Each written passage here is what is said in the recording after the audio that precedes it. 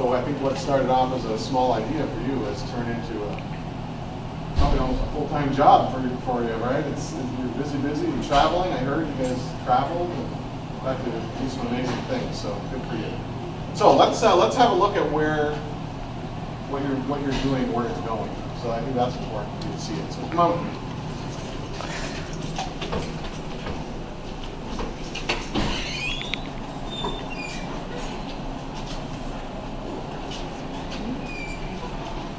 How are you doing today, John Michael? We are between the two buildings. Okay. So what happens is we used to have just the church, right? Yeah, come on in, guys. Sorry, we used to have just the church, the building where you dropped off the food, where you normally go. That church 2 years ago became 24 hours a day.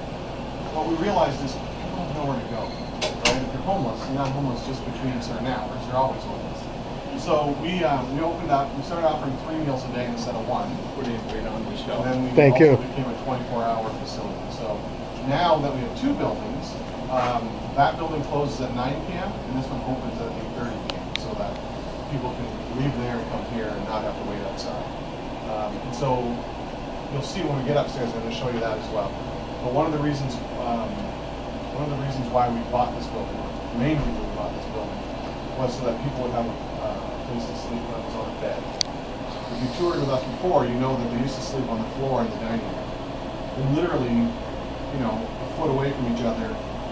It's different if you're having a sleepover with your friends, but if you're in a room full of strangers that have been tired and walking all day and just trying to survive outside in the heat and the cold, sleeping on a mattress, and the mattress literally was just a 3-inch foam mat, right? Something like a gym mat you might, work out at school or something. So when you get upstairs, you'll see that everybody has a bed, and that was called our Bed for Every Head program. We raised a bunch of money to buy the building and to renovate. There's lots of clean showers upstairs, and just lots of opportunities for us to reach and talk to people while they're comfortable and not while they're sleeping on the floor. So that has allowed us to help people in different ways. Housing, we do lots of housing applications every day. One of the problems that we have in the city is we don't have enough affordable housing. Everybody's real excited about real estate going up, but what that happens is it also drives the rents up. So people who are in need to rent something affordable, and remember, the people we're talking about, they have an average income of $600 a month. So just to, $600 might seem like a lot when you're your age, but we know that $600 a week is hard to live on, right? So if you're living on $600 a week, trying to raise 1 or 2 children, it's almost impossible. So now, think about that, you're getting that a month, right?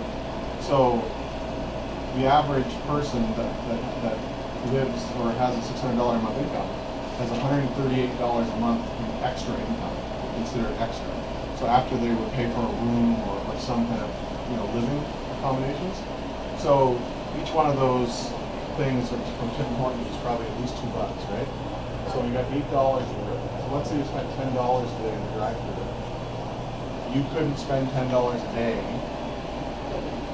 to live, right? And you couldn't spend $10 a day to eat, to pay for heat, to pay for communication, right? People say, oh, you have a cell phone.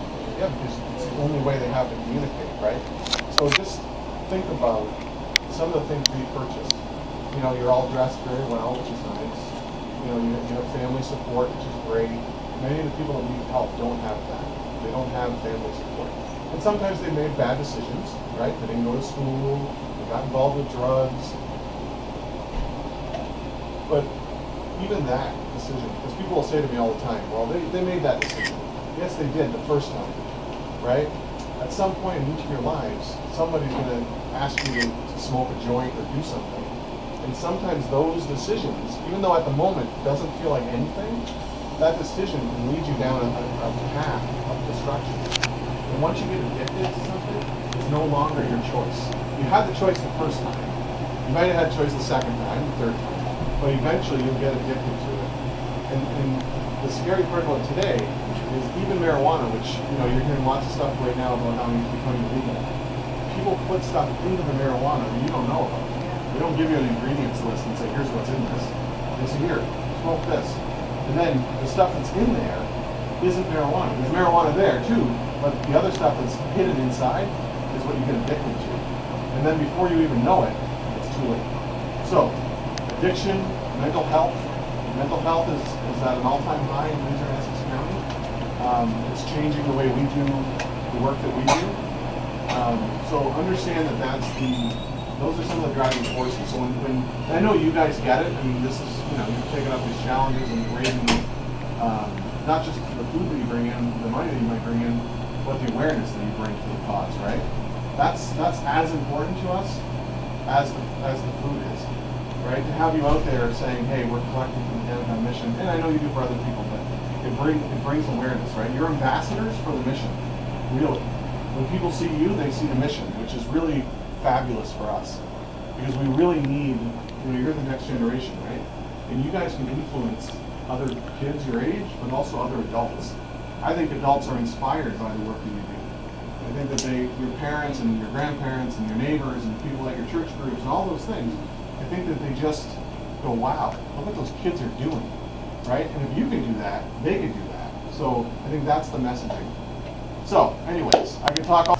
So our guests who come in, they come in through this area here. Every now and then we have a volunteer who teaches them how to cook.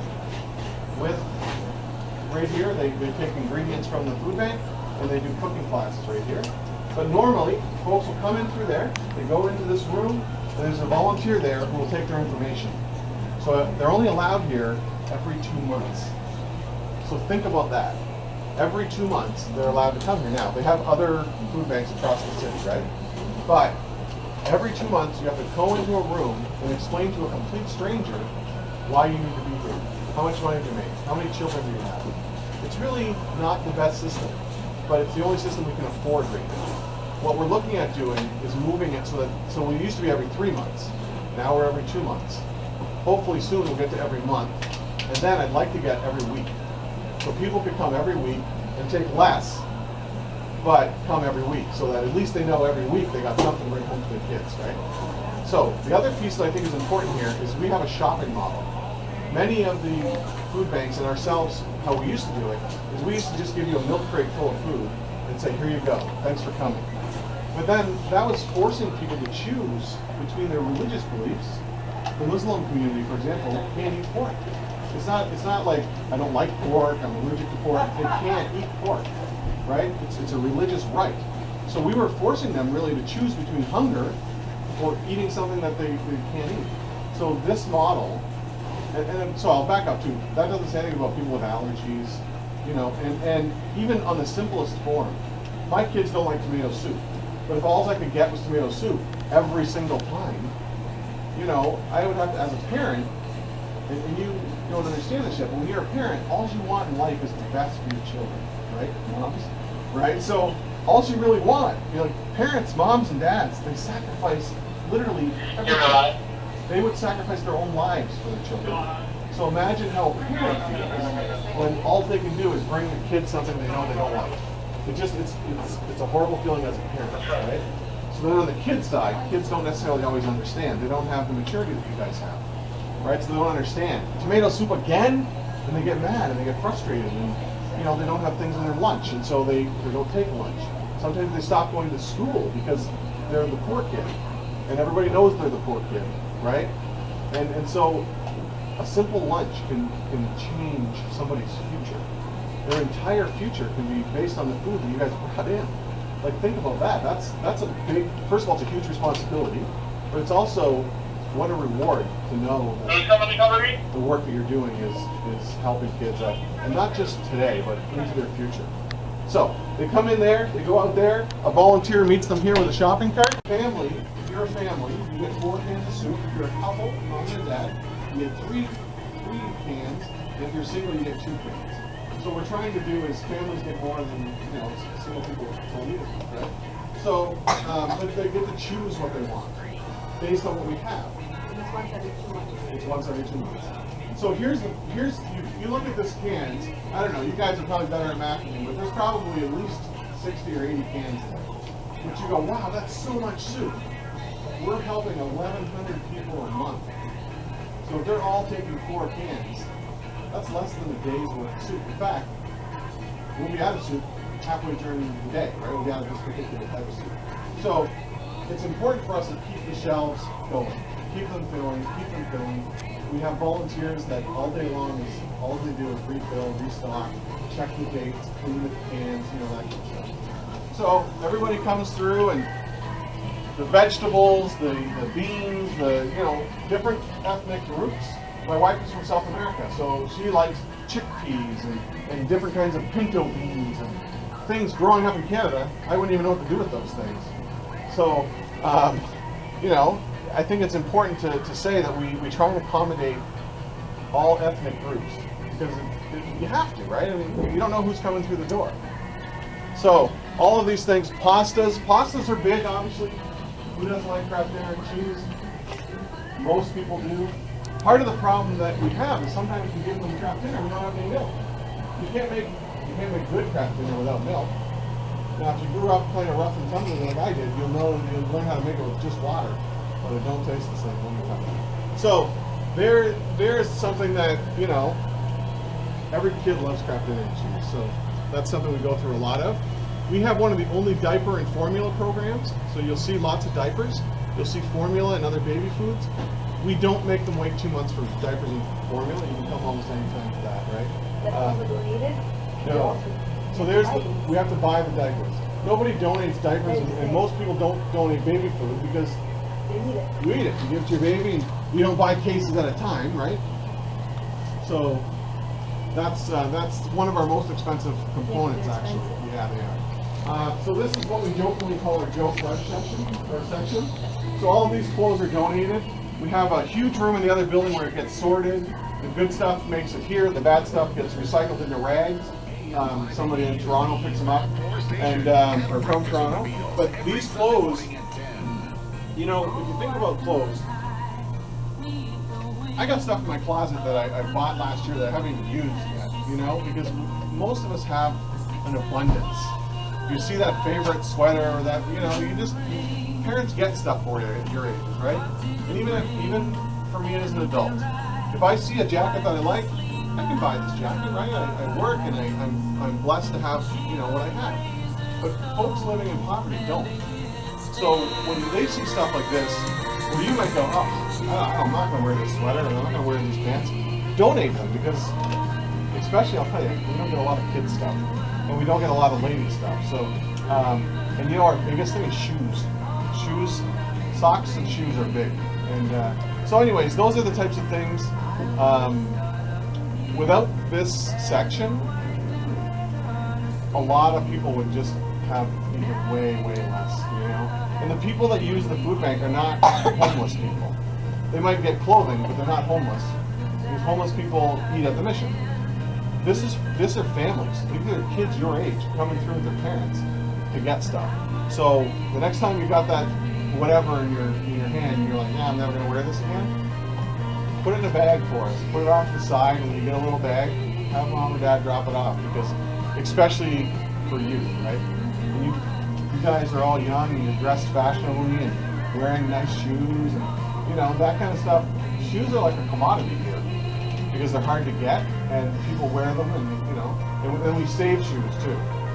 I don't know about you, but my wife has a closet full of shoes because people just save shoes. I'll wear these ones later, and even myself, I have 4 or 5 pair, right?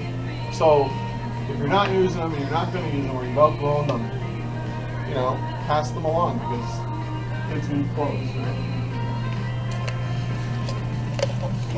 So, I should talk about crackers for a minute. So we have a program that we took over last year. We merged with the Forgotten Harvest Canada. So it's a group that goes out and rescues produce, tomatoes, cucumbers, and peppers usually, from the greenhouses in Leamington, Wheatley, Kingsville. So we get sometimes so much of it that we take it to Toronto and we trade them for crackers. Because there they have a company, Christie, who makes crackers and cookies and actually some baby food as well. So sometimes when we have an abundance, because you know how it is when in Essex County, you either have way too much tomatoes or you don't have any. So we take everything we can get and get rid of, and we're talking thousands and thousands of pounds of food. In fact, 1.7 million pounds of food last year, just from May to December, so not even a full year. right? That was $2.5 million worth of food that was rescued. That food would have gone in the garbage. Would have went into the landfill. So what it is, it's a cucumber. They have a contract for cucumbers, but if the cucumber is bent, sometimes it doesn't fit within the contract, so it would normally go to the garbage, right? Or it's a little too thin, or it's a little too fat, or it's a little too this, a little too that. We take it, cut them up if we need to, and save the good parts and give them. So we bring all that food in. We don't keep most of it. We keep some of it, but we support 44 other food banks and schools. So there's schools in our community that are deemed at risk, or poverty type schools where the parents might need a little bit of help. So we actually drop off once a week to those schools. So that's how we get all these crackers, and that's how the schools and other agencies get some really good food. We like to share. Expiring or getting close to expiration, we get from Costco, we get from different grocery stores. So these are things that, they're still good, nothing wrong with them. And so they'll be given out on Tuesday. Look. See, I would have stopped here for breakfast had I known. But Oreo cookies, not something we get a lot of. But boy, that's going to make a family really happy come on Tuesday when we open up. So. What days are you guys open? So we're open Tuesday to Saturday, or Tuesday to Friday, pardon me. And we're open from 10 a.m. to 3 p.m. Monday is our restock day, so that's why you see some of the shelves are getting empty. But we need time to clean and restock, so that's why we do that. And then, of course, we work with different agencies will call us and say, hey, can we help somebody out? The recent flooding, there was 70 homes people living in poverty in one area. Another agency takes care of it in that area. They called us up and we loaded a truck and brought stuff over there, including fresh milk. We bought little coolers because they had no power for quite a while, right? So we gave them coolers with ice and milk. So we're always. Anybody stay in a hotel? Ever been on vacation or something? Collect your soaps. Your soaps and your shampoos and your cream rinses. So what I do when I travel, I don't travel a lot, but sometimes I go to Toronto or something for the weekend or something. What I do is I take the stuff the first day, I put it in my bag. I bring my own stuff from home. I like my own shampoo anyways, right? But I put the stuff in the bag and I leave a note there that says, I'm collecting for a homeless shelter in Windsor.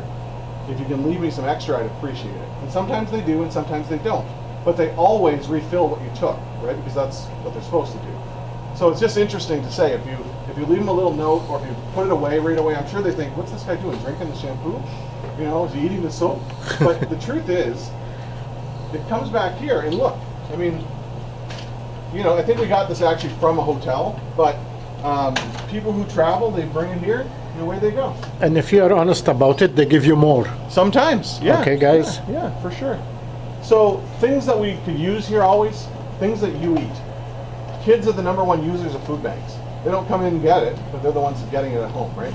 So peanut butter, for example, we recently bought 4,000 jars of peanut butter, those little jars, because we can get them on sale when you buy them direct from a wholesaler, right? But peanut butter is something we run out of all the time. Peanut butter, cereal. I heard you guys brought us some cereal. Yeah. Cereal is usually very expensive, and it's what kids eat. So those are the types of things to look for when you're out collecting or you're asking people. Feminine hygiene products, razors. Those are the types of things that are expensive to buy and everybody needs. Sometimes we get toilet paper donated. So we take it out one roll at a time and we put it into a plastic bag and people take a roll home with them because you gotta have it, but it's hard to get if you don't have money. So. How do they brush their teeth? Do they brush their teeth? Sure, they brush their teeth, yeah. So we give them toothpaste. We have toothbrushes here as well. And those are things, when we have lots of them, we have lots of them. Some dentists will give you a box of 100 or 1,000, but then they go fast, right? So, yeah.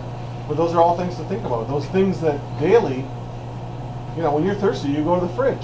You get a drink. You stop at the store. You go swing through the drive-thru. The folks that we're helping don't have that ability, so that's a very good question. Everything that you do, they need to do, right? So come on with me. We'll go frozen pizza to take home with them, which is just kind of an added bonus, right? But also, one of the things we know about poverty, if you're living in poverty, your choices are taken away. You don't really have a choice where you can live. You can just imagine being told you have to live right there. It's because it's the only thing available, right? And it's the only thing affordable. So where they live, what they eat, when they eat, where they sit, where they stand, you're not allowed here, you're not allowed there, right? It's sad, but it's a fact. So when they get here, we try and give them as much choice as possible. So somebody who comes through on Monday would have a choice between fish. Usually we have beef. We got lots of pineapple. We had 200 pounds of pineapple donated from Costco. So we diced it all up and now it's frozen so people can have some fresh pineapple or fresh frozen. We got some hams back there. So here's under here we've got 1 pound of hamburger. Now 1 pound of hamburger is not going to last you 2 months, right? But remember, this is an emergency food bank. So this is for people in an emergency. That's what we're intended to be, but we also know that's not true. We know in our hearts that people need help more than every 2 months. So we're working on it, and through donations like yours, and people like you always kind of out there collecting for us, that's how we'll be able to do it and get it done. So, you heard me talk about our program where we rescue food. This product here probably came from one of the packers, and you see here we've got, like, if you go to the store, that's $6 or $7 worth of tomatoes, right? Still on the vine, you're going to pay a premium for them. These probably came from, oh, I forget the name of the guy, but there's a company, Mastinardi Produce. So they bring in so much, and sometimes they can't get rid of it fast enough. So rather than letting it spoil and having to get rid of it, they donate it to us. So these are the very same tomatoes. If you go to the Metro right now, your parents would buy these at the store, and they're expensive because they're on the vine, right? So just to say, we're not handing out like bad stuff. This is all quality product. So, and that's important to us too. We want people to feel like, you know, you're coming here and you're being treated like a real human being, not somebody, oh, you're poor, here, take this rotten tomato, right? So it's important to treat people with dignity, and this is one of the ways we do. So that is our food bank. And I can tell you, less of a food bank and more of a, we want to become more of a food grocery store, where you're going to just come in and shop, and then we'll scan you out just like they do at the grocery store. And that'll keep track of our inventory. And so those are things we're exploring and things we're trying to get done. But they all take time and money, right? So we're working towards always improving.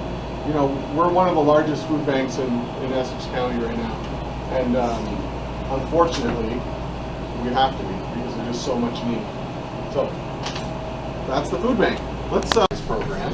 And we take folks with barriers to employment. That barrier could be almost anything. It could be a mental health issue. It could be the fact that they just haven't been able to find a job.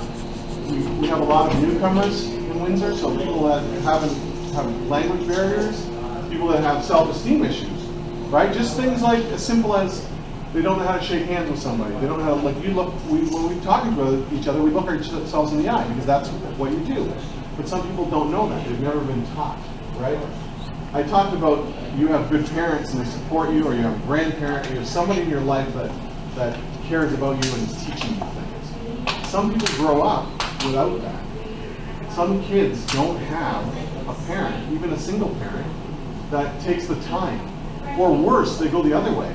If every day you wake up and your dad tells you you're garbage, you're going to grow up feeling like you're garbage, right?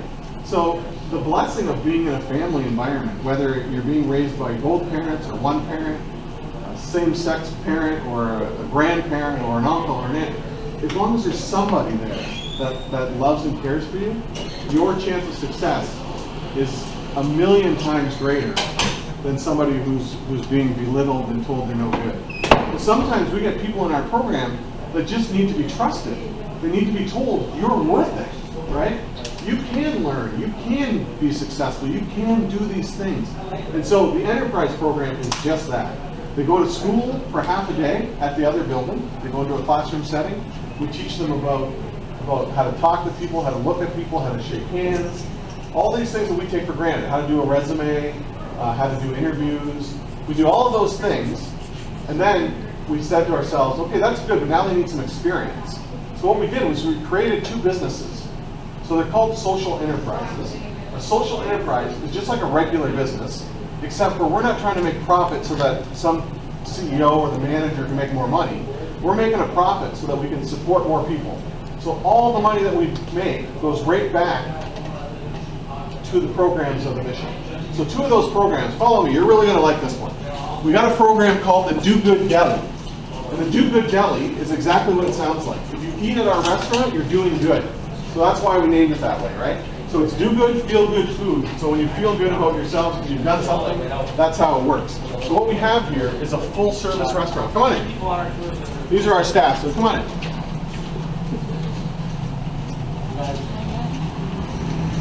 So this is Franco, he's our chef. Hi.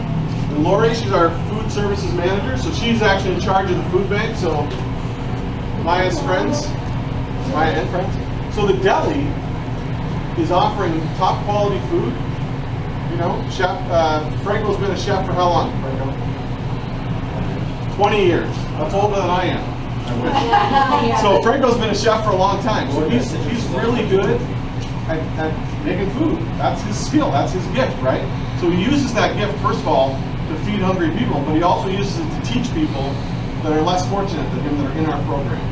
And so through that, this deli is raising the money that we need to buy that peanut butter we talked about, or to put people in a bed upstairs, or, you know, to pay for lights, and, you know, we got to pay all the same things you pay at home.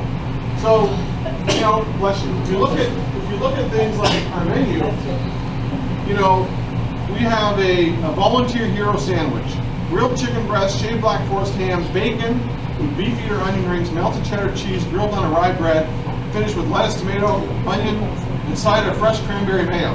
$8.50. So we're actually selling it for a little bit less, but we're encouraging people to come in, and all that money goes back to serve. I just had a fantastic breakfast with Ruth, and all that money goes back to services and programs and services. So it's really exciting. There's a little bit of a patio there. So we're open every day but Sunday from 7:30 in the morning until 3 p.m. So it's Monday to Saturday. If you're out looking for a place, or your family is saying, hey, where do you want to try a new place? Get them in here. So we can get a group, we call you guys, we said we are coming here and... Absolutely, come on in. We also do some catering. So if you're having a little party at home and you need some sandwiches, we're talking about, we smoke our own meat here. It's top line. I've never had a bad meal. Our soups are all homemade. You know, sometimes anyone like mozzarella sticks? You ever get mozzarella sticks? So you go to a restaurant, generally, they're from a box, they're frozen. Chef Franco makes his own. Yeah, and the ones that you get at the store, you're right. They're like, you know, you've seen them, the little round processed cheese.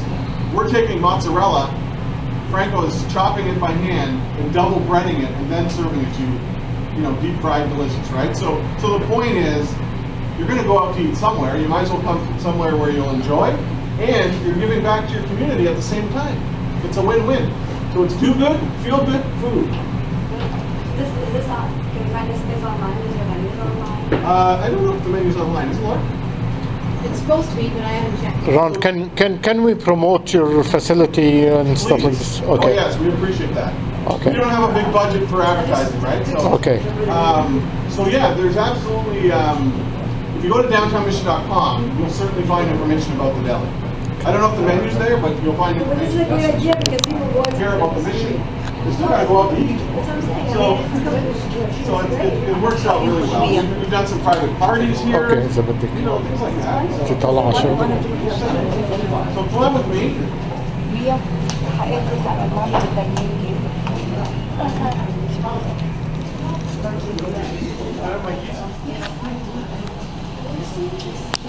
So we actually make t-shirts like the ones you're wearing. Come on in. That's good. That's good. That's good. Thank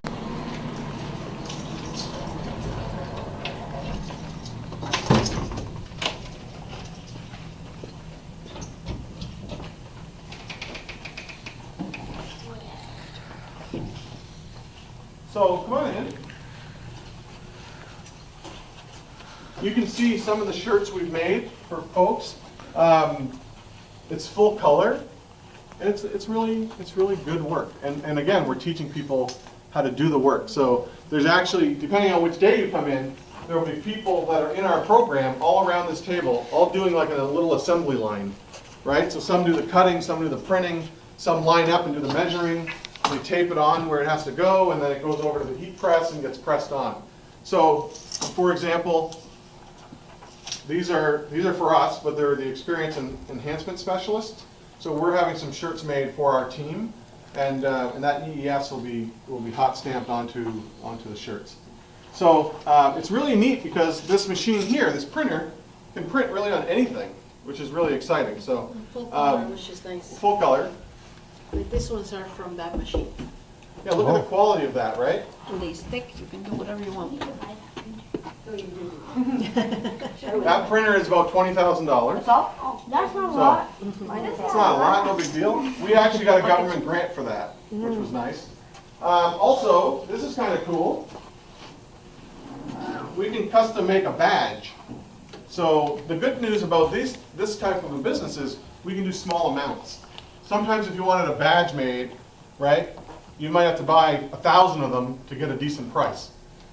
We can make one badge, literally one badge, because we're a small production place. However, we had our largest order of shirts was 670 shirts. Wow. So we can do some larger orders, but we're really set up for small and quick. So, yeah, so that's that. That's good. We might be using this facility for. Well, you never know, right? If you need something, you give us a call. Me too. Our average stay for men is 95 days. Our average stay for women is 72 days. Okay. But it's a first come, first served basis. So we opened in April with 74 beds for men, women, youth, and families. 2 months later, April, May, June, July, we had to expand. We now have 103 beds. They're always full. Mostly always full, yeah. And we haven't even hit winter yet.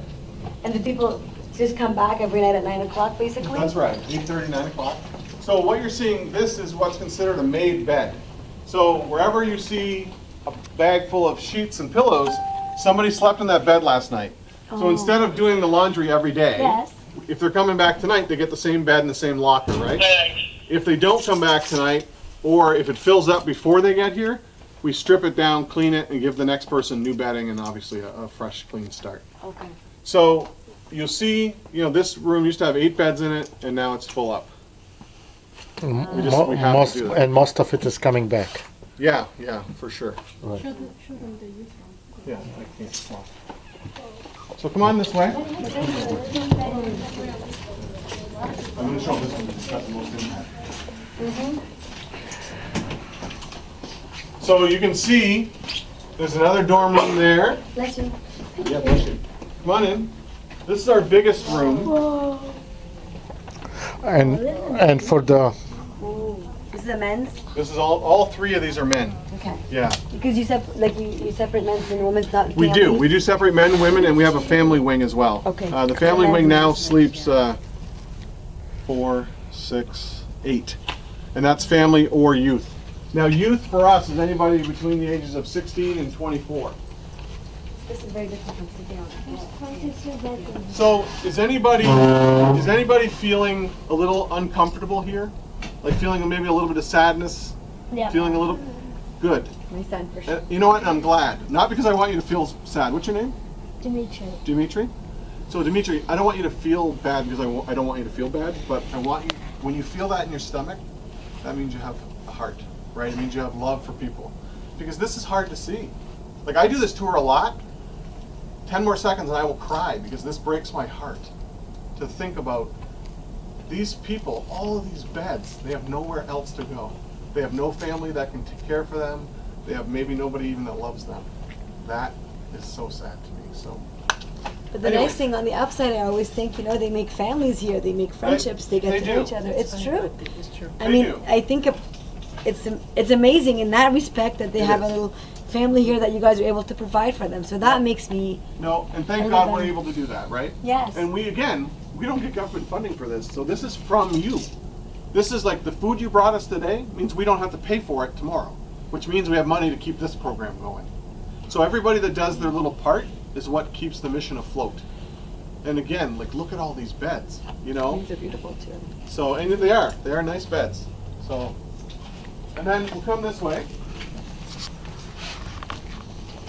Just to put your, I know, you're right.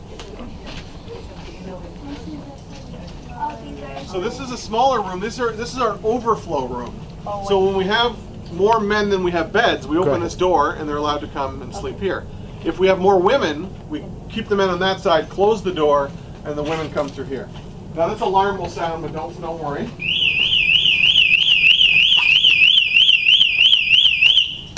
There we go. Come on out.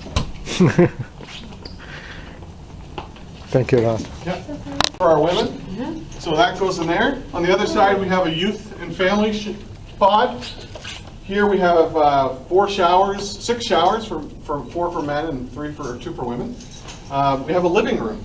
One of the things that was important to me when we were doing the design here is I don't sleep really well at night, so I need a place to get up and go watch TV or read a book or play cards, you know, whatever else is going on in the middle of the night. So we created a living room, so people can just sit and watch TV and unwind. What we're trying to do is allow folks to have a little bit of what we would think as a normal life, right? You know, coming in someplace and having to go straight to bed because there's nothing else to do. Not much fun in that. So, so this allows a little bit more of a regular lifestyle. So, And it's so like 9 p.m. and they have to leave the next morning. at 7 a.m. they leave. They have to leave at 7. They have to leave by 7. They go back to the other building if they choose to, and that's where they have breakfast. This building isn't big enough or set up well enough to have everything in one. This is just one to sleep building. and leave, this one. Sleep and leave. And then do the work if they That's right. work. And then there's programs, you know, on the 3rd floor, we have an addictions program called Phoenix. We're just trying to raise money right now. We're building a fitness center. We have a donor who's offered to match. For every dollar we get, from now until October 31st, they're gonna match and give us another $1. So up to $1 million. So I have a month to raise $1 million, which is gonna be difficult. But that is gonna renovate our 3rd floor. We're gonna build a free dental clinic. Wow. So, free dentists for every person living in Windsor and Essex County. That, you know, think about how important your smile is to you, right? It's your calling card. It's how people look at you. If your teeth are all jaggedy and ugly, they don't have any respect for you, and they assume that you're poor. They may even assume that you're on drugs, which isn't the case at all. People who don't have free dentists, it's hard, and dental health is linked to your heart. It's linked to the rest of your body. So what we're trying to do is get dentists to donate 1 day a year to be our dentist. There's 300 dentists in Essex County. I need 200 of them to donate just 1 day. And if I get 200 dentists to give me 1 day, St. Clair College, they've already partnered with us. So they're gonna send their students here, their dental hygiene students are gonna work in here, in our dental clinic, free, as part of their educational requirement. I will guarantee 60 of them. You think you can get 60 dentists? I can get 60 dentists for you. We'll talk. Okay. 60 dentists, so the dental clinic, it's $300,000 to build. We've already raised the $300,000, which will be matched by our donor Al.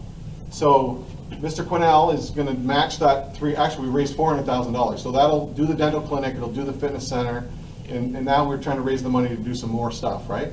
Every time we add a program, we have to add staff. Staff obviously need to get paid. So that's all part of it, right? We buy a building, you gotta keep the lights on. You got all these things that have to be done, right?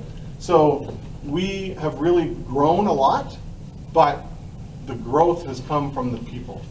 We respond to what the needs are, and then the community, folks like you, and you, Dimitri over there, you guys are keeping this place going. I don't. I mean, you know, we do what we can, we donate, we help, we work, we volunteer, but it's really you, right? Like I said, that food you brought in today, you think, oh, it's only food, but it's not just food. It's food we don't have to buy, which means now we have money to open the dental clinic. We have money to buy a person who just got a job but can't afford work boots, so they can't report into work on Monday. I've taken them myself in my own car down to buy boots, and so they can get a job on Monday, right? So it's about changing lives. So don't ever think for a minute, because you know the work is hard. I know it is. You guys are working a lot of hours collecting that food and doing all that great work with all your friends. But don't think for a second that it's not worth it, because it is. It's not about the food. It's not about the food. It's about the lives that you're changing. So That's my story, and I'll let you get out of here. And I want to say one thing to the kids. This is obviously life-changing. I mean, this It is is. the story. But I think the work that you're doing and your wife and all the volunteers and people working here, I think it's important for the kids to know how invaluable, I mean, there's nothing you can do to put a price on what you're doing, so I thank you. Thank you. And the kids, I'm sure, thank you, and we Thank all you. appreciate it, really, Thank you. And you know, this is something you do because you love people, obviously. right? It's.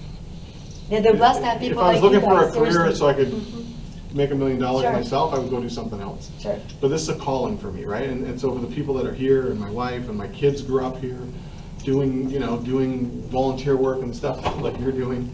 Now they're young adults, but they still give back. So it's very rewarding. And you know, I like to say, you know, people always say, oh, you're doing so much. I get way more than I give. You know, as a volunteer, as volunteers, it feels good, right? So when you have a job that you love, it's like you never worked a day in your life. That's right.